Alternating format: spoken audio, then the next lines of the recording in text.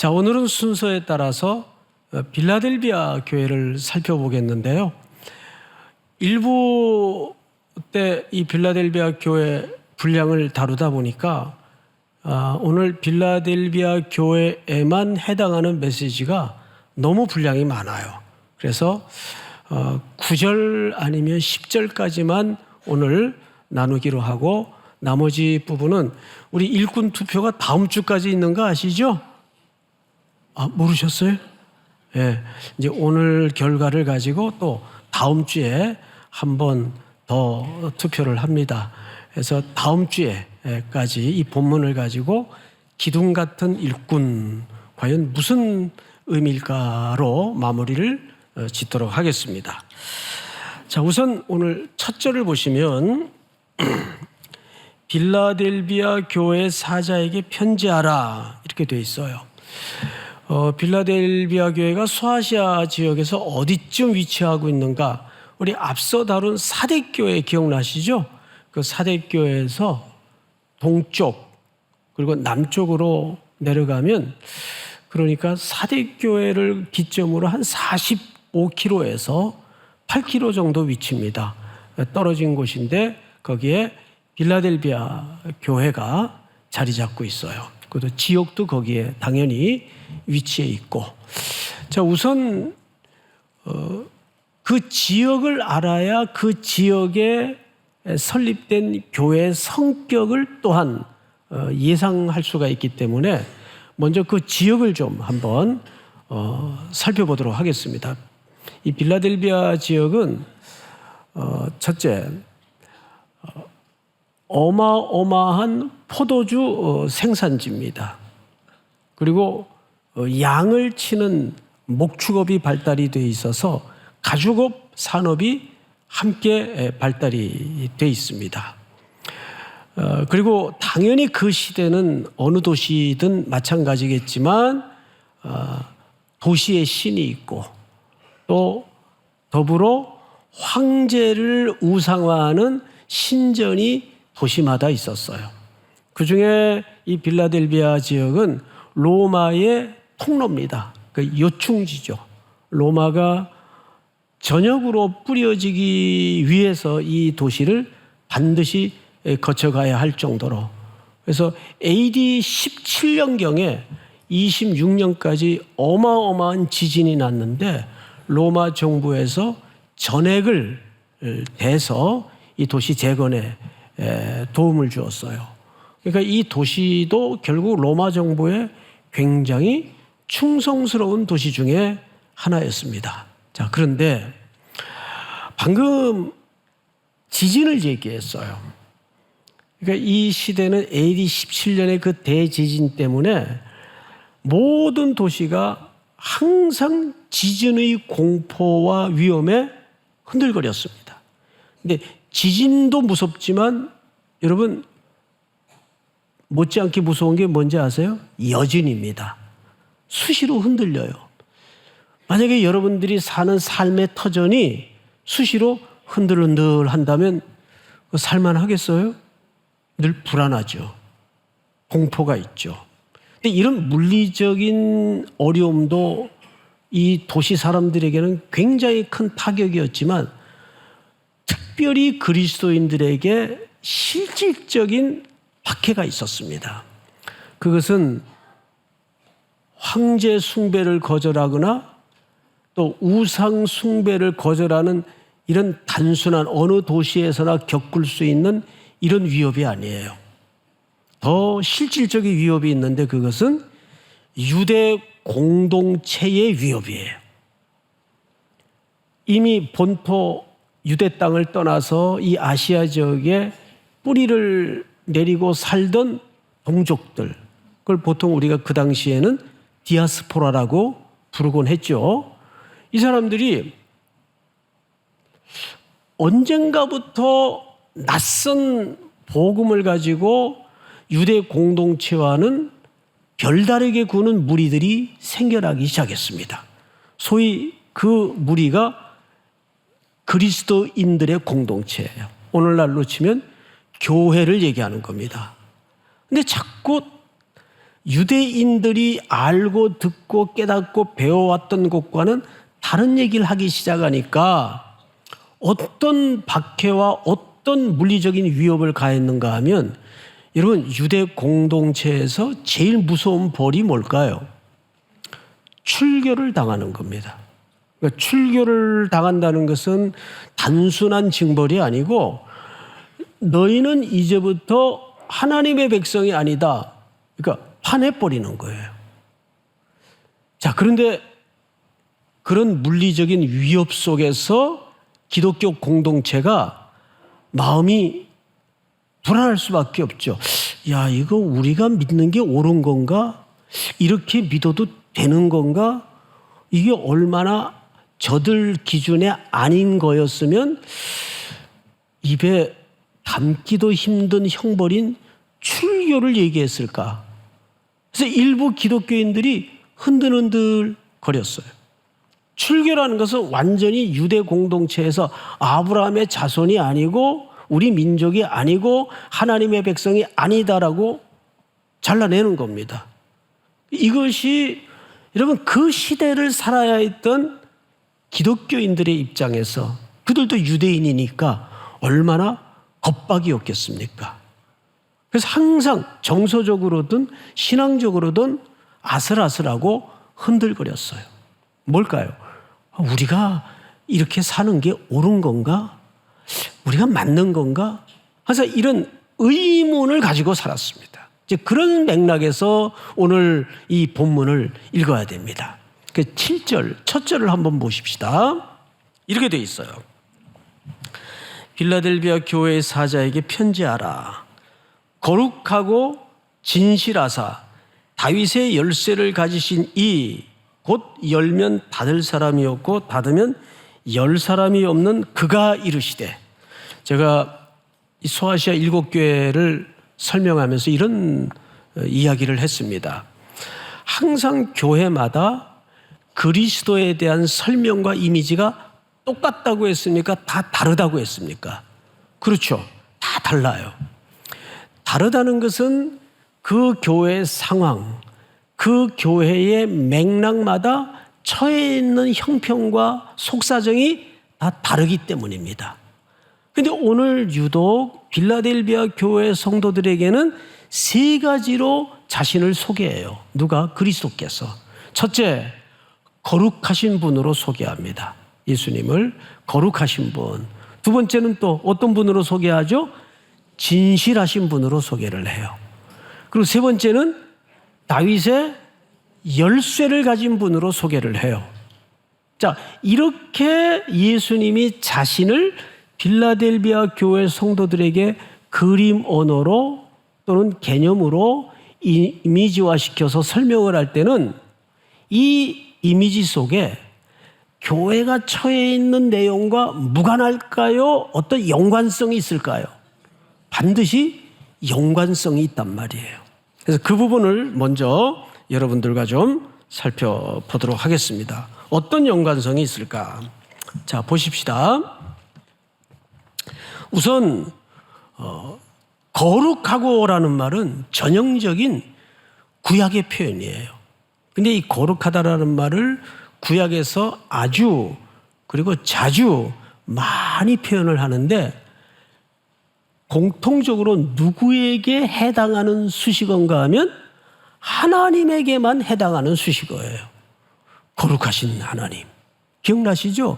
시편뿐만 아니라 곳곳에 하나님을 지칭할 때는 반드시 거룩하다라는 수식어를 씁니다. 근데 여기에는 그리스도의 의도가 담아져 있습니다. 예수님이 빌라델비아 교회 성도들에게 자기를 하나님에게만 쓸 수 있는 거룩하다는 표현을 누가 거룩하다고 소개합니까? 예수님 자신이 거룩하다라고 소개를 합니다.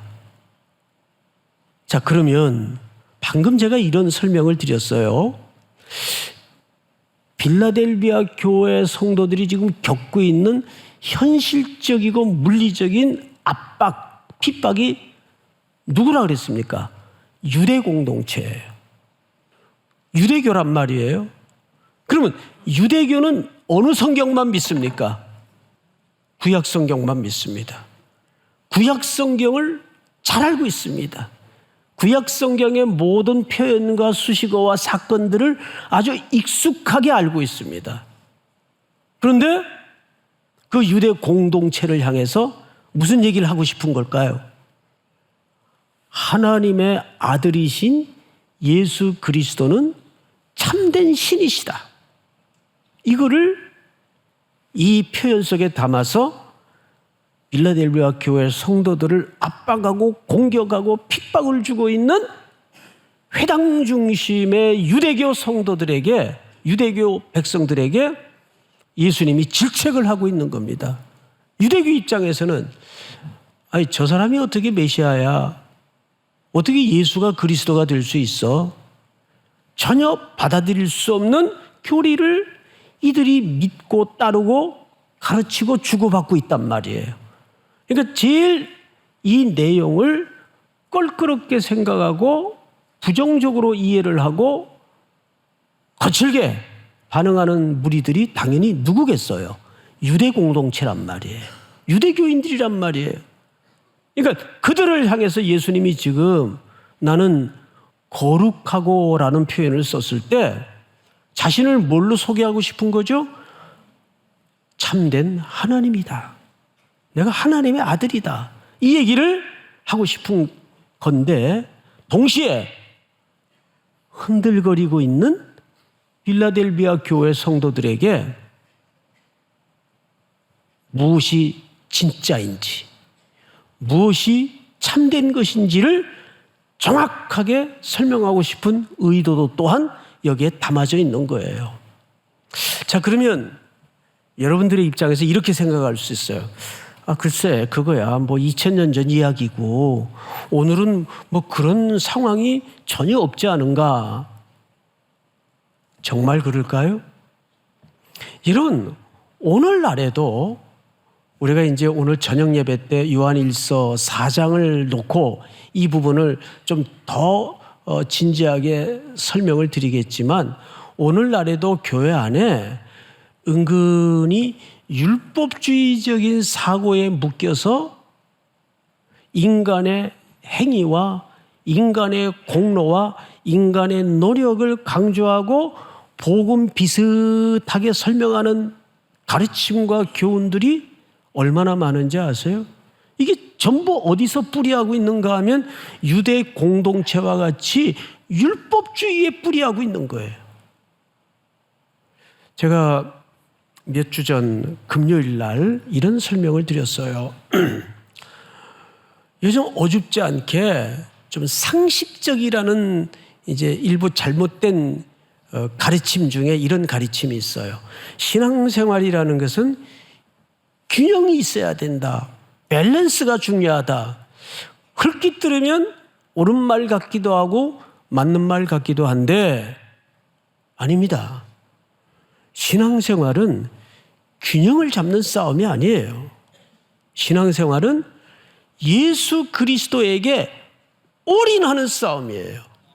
뭔 균형이에요? 신앙생활은 다시 말합니다. 내가 곤고한 상황이든 내가 처절한 실패의 상황이든 십자가 앞에 넘어질 줄 알고 십자가 앞에 고꾸라질 줄 아는 것이 신앙생활이에요. 믿습니까? 그게 거룩한 거예요. 예수님도 어린아이를 놓고 어린아이가 내게 오는 것을 금하지 말라. 어린아이는 천국은 이런 자의 것이니라 그랬어요. 여러분 지난 주일 저녁 설교 들으셨나요? 은혜를 많이 받았어요. 미국에서. 토요일 날 밤을 홀딱 새가며 1부서부터 저녁 예배까지 예배를 다 참석을 했어요. 숙소에 앉아가지고 몸살 났어요. 근데 저녁 예배 때 얼마나 은혜를 많이 받았는지. 그때 순정현 목사님이 제 설교를 인용하면서 이런 설명을 했죠. 어린아이라는 것은 순수하고 맑고 해서 이런 자가 천국에 들어갈 수 있다, 그런 개념이 아니라고 말씀을 드렸어요. 저도 몇 차례에 걸쳐 설명을 드렸어요. 그 당시 예수님 시대의 어린아이에 대한 사회적 통념은 숫자에도 치지 않을 정도로 무가치한 존재였어요. 온전한 생명으로 여기지 않던 시대예요. 그래서 숫자에도 넣지 않지 않습니까? 그러니까 그 시대의 어린아이에 대한 사회적 통념은 정확하게 무가치한 존재. 즉 하나님의 나라는 어떤 자의 것이냐? 자기를 무가치한 존재로 여길 줄 아는 자. 그래서 내가 어떤 상황 속에서도 심령이 가난하다는 것은 내가 주의 보혈의 공로와 주의 십자가의 은혜 없이는 한 호흡도 뿜어낼 수 없는 연약하고 무가치한 존재입니다. 이 고백을 할 수 있는 자가 어디로 넘어질 수밖에 없어요? 십자가에게로 올인할 수밖에 없고 십자가에게로 고꾸라질 수밖에 없는 거예요. 믿습니까? 그래서 심령이 가난한 자는 복이 있다는 말은, 그 가난하다는 말은 그런 의미예요. 항상 빈손으로 주님 앞에 나아갈 수 있는 피조물의 가장 완벽한 겸손한 태도가 십자가 앞에 나가는 겁니다. 믿습니까? 그러니까 신앙생활이라는 것은 밸런스 게임이 아니에요. 그건 세상의 세속적인 개념에서나 가능한 이야기지, 우리가 이 땅에서 성도로 하나님의 자녀로 살아간다는 것은 십자가 앞에 올인하는 싸움입니다.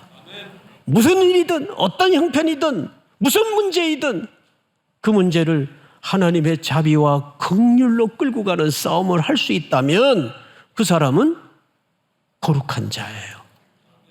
오늘 예수님이 자기를 먼저 하나님과 밀착할 수밖에 없는 거룩한 존재로 자기를 소개해요. 그 말은 하나님이시면서 예수님은 또한 동시에 그분의 온전한 아들이라는 설명과 내용을 이 표현 속에 담아져 있는 겁니다. 두 번째 자기소개가 뭐예요? 두 번째 진실. 자, 돌발 퀴즈. 진실의 반대 개념이 뭐죠? 네? 뭐라고요? 뭐 수근수근 하시는데. 거짓말. 진실의 반대 개념은 단어적 개념으로는 거짓말이에요. 예, 맞습니다. 그런데 오늘 성경에서 진실하다고 말할 때는 그 거짓의 개념을 포함해서 그걸 뛰어넘는 개념이에요. 여기에는 신실하다는 의미가 같이 내포되어 있습니다. 자, 보세요. 인간도 진실할 수 있죠. 거짓 없이 진실할 수 있어요. 그런데 정말 제가 어떤 청년에게 이렇게 약속을 해요. 진실을 가지고 내가 내 인생을 끝까지 책임질게. 그건 조금 더 거짓 없는 약속이었어요. 그런데 산호라면 내가 형편이 안 될 수도 있고 몸이 병들어서 의지가 떨어질 수도 있고 그런 예상치 못한 인생사가 벌어집니까? 안 벌어집니까? 벌어진단 말이에요. 그럼 못하는 거예요. 부모님들이 자식을 덜 사랑해서 학교를 중단시켜야 되고 대학을 못 보내고 하나요? 아니에요. 의지도 있고 약속도 하지만 아버지가 형편이 안 되면 못하는 거예요.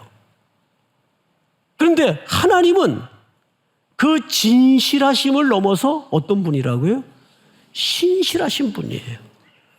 자신이 약속하신 내용은 반드시 성취시키고 완성하고야 마시는 예수님이라는 뜻을 이렇게 설명하는 겁니다. 그래서 예수님은 요한계시록에서도 내내 자신을 가르쳐서 헬라 말의 첫 글자와 마지막 글자로 자기를 소개하세요. 나는 알파와 오메가.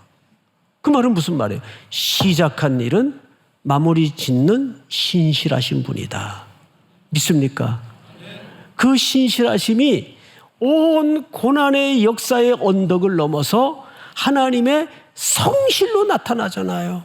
여호와의 자비와 긍휼이 무궁하심으로 우리가 진멸되지 아니함이니이다. 이것이 아침마다 새로우니 주의 뭐가 크시도소이다? 성실.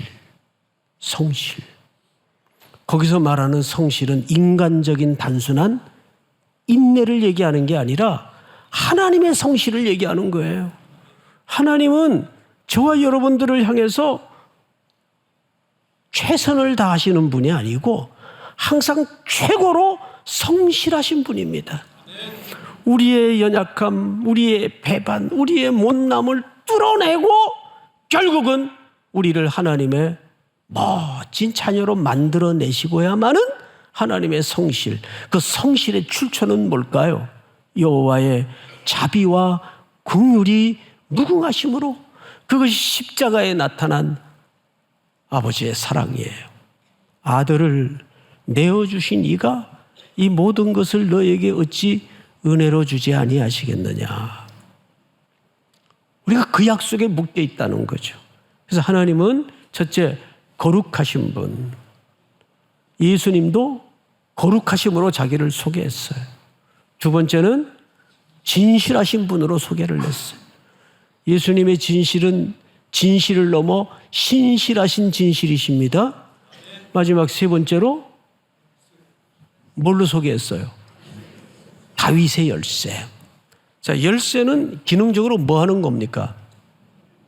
문을 여는 거예요. 문을 여는 것. 자, 그런데 무슨 문이에요? 다윗의 열쇠. 그러니까 다윗은 유대 공동체 사람들이 낯선 인물입니까? 익숙한 인물입니까?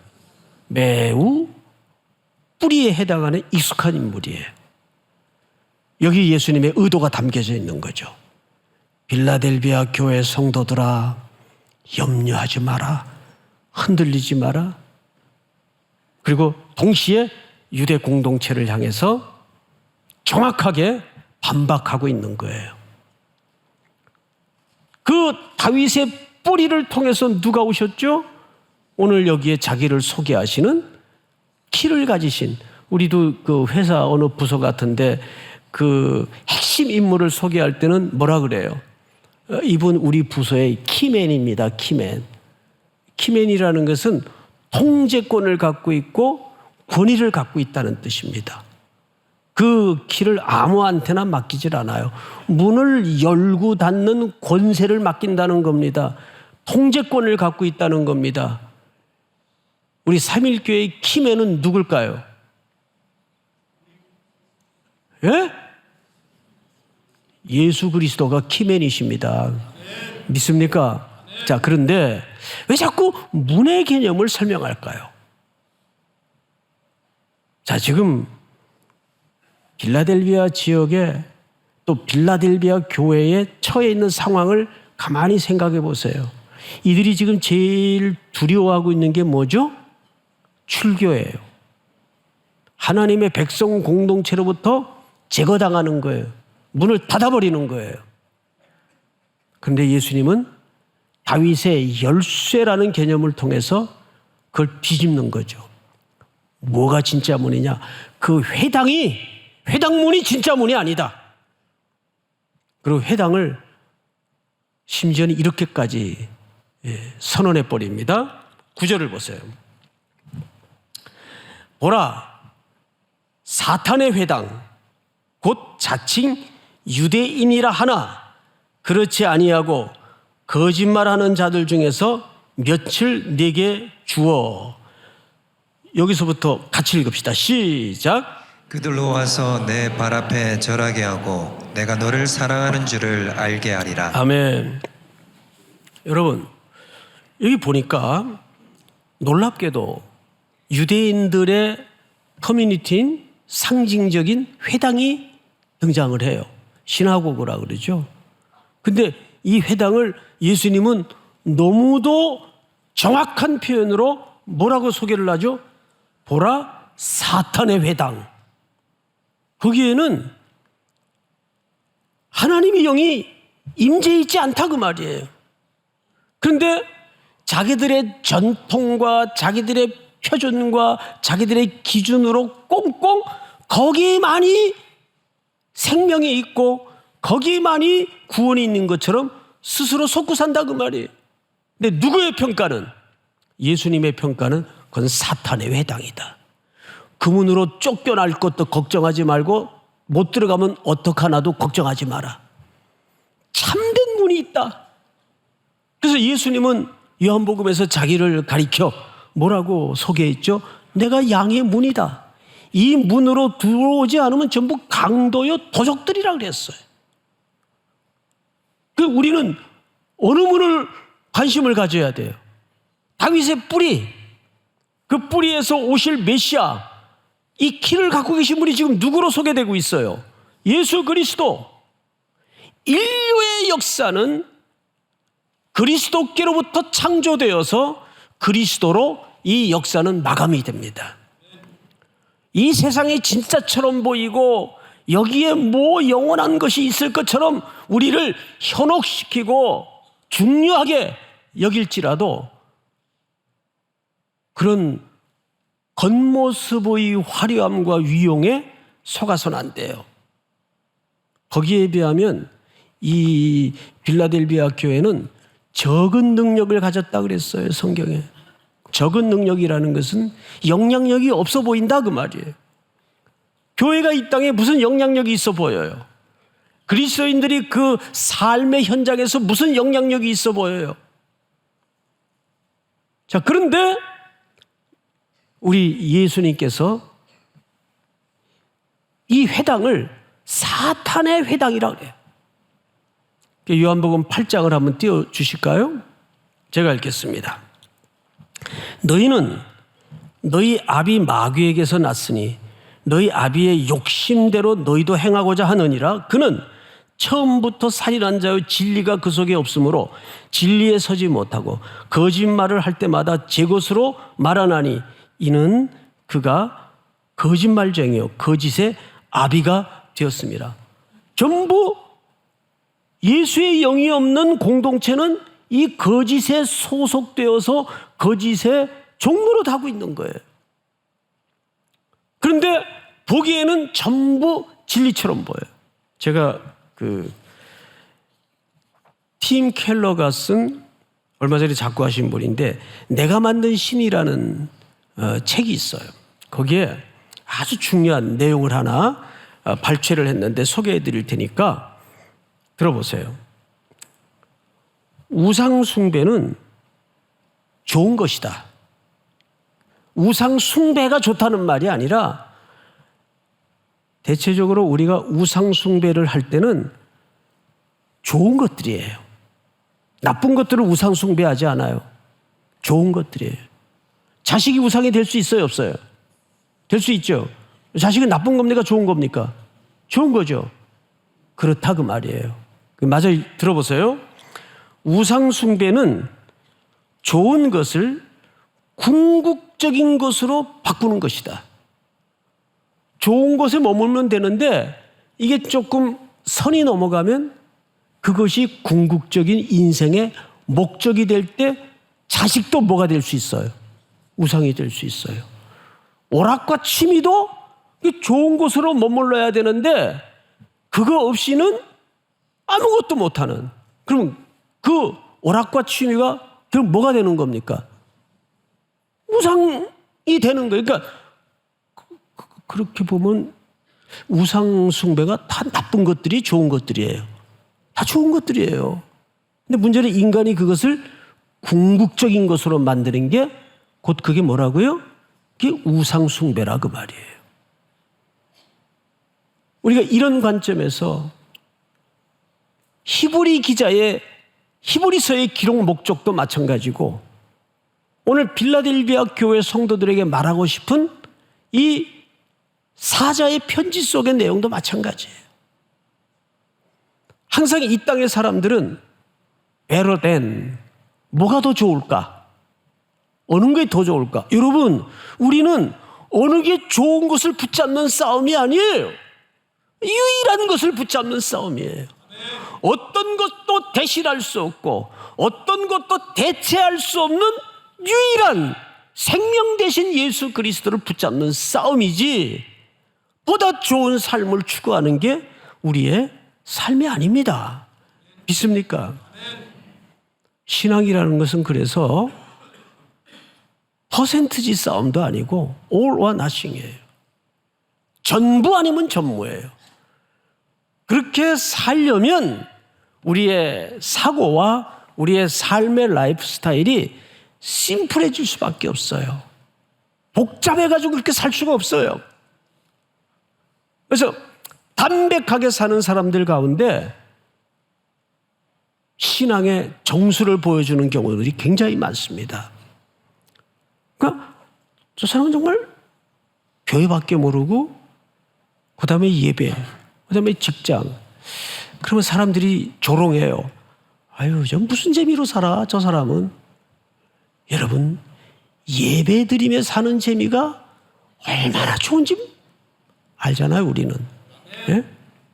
그보다 더 행복한 재미가 있어요? 그걸 뭐 나이트 클럽 가서 겪을 거예요? 하룻밤 즐기고 나면 허무한 거예요.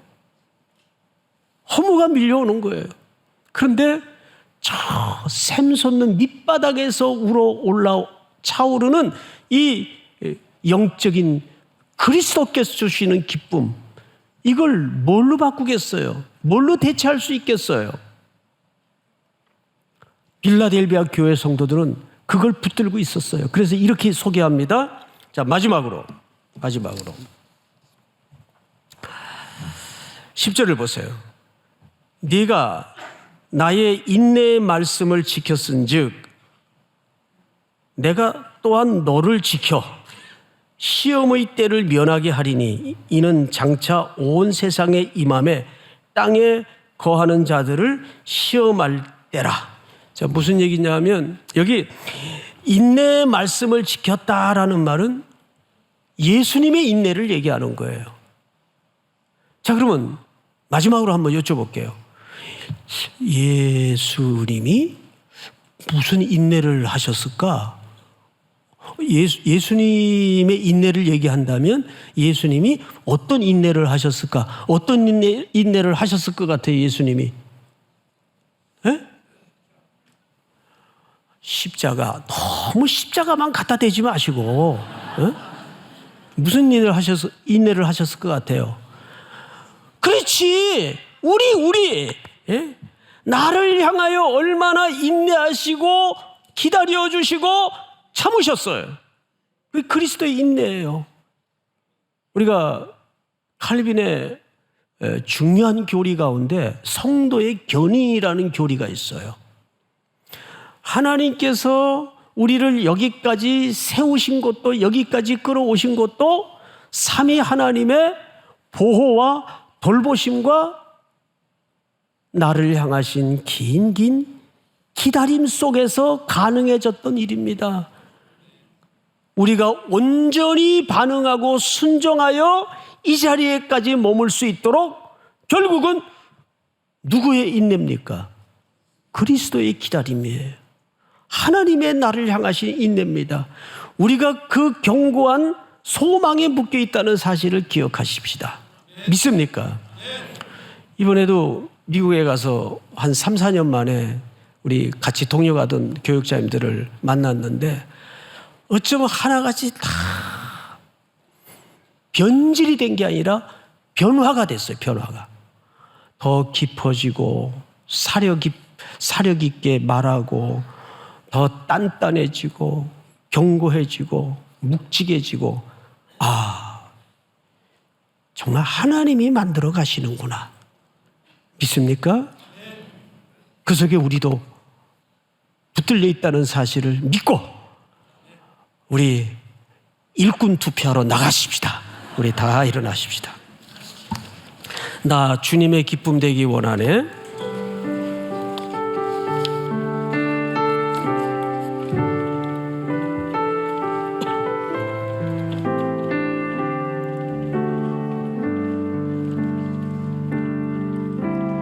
나 주님의 기쁨 되기 원하네. 내 마음을 새롭게 하소서. 내 마음을 새롭게 하소서.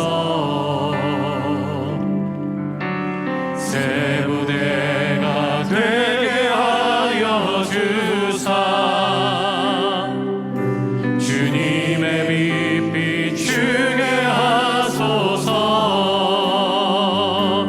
내가 원하는 한 가지 주님의 기쁨 되는 기쁨이 되는 것.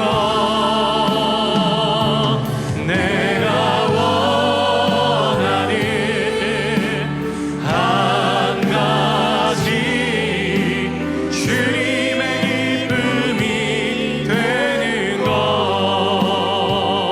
겸손히 내 마음 드립니다. 겸손히 내 마음 드립니다. 나의 모든 것 받으소서. 나의 맘 깨끗게 씻어주사 주의 길로 행하게 하소서. 주의 길로 행하게 하소서. 내가 원하는 한 가지 주님의 기쁨이 되는 것. 내가 원하는 한 가지 주님의 기쁨이 되는 것. 우리 서신처럼 한번 기도합시다. 두 가지 제목을 드리겠습니다. 우리는 비록 연약하고 늘 흔들리고 부족하지만 그리스도의 인내 속에 우리가 묶여 있음을 너무나 감사합니다.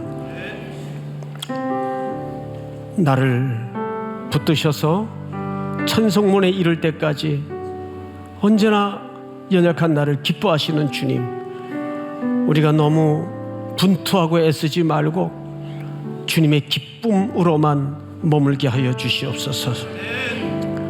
오늘 두 번째 제목은 누가 당선이 되든 누가 뽑히든 누가 후보로 올라가든 그분들이 겸손히 주님의 일꾼으로 쓰임받도록 함께하여 주시옵소서.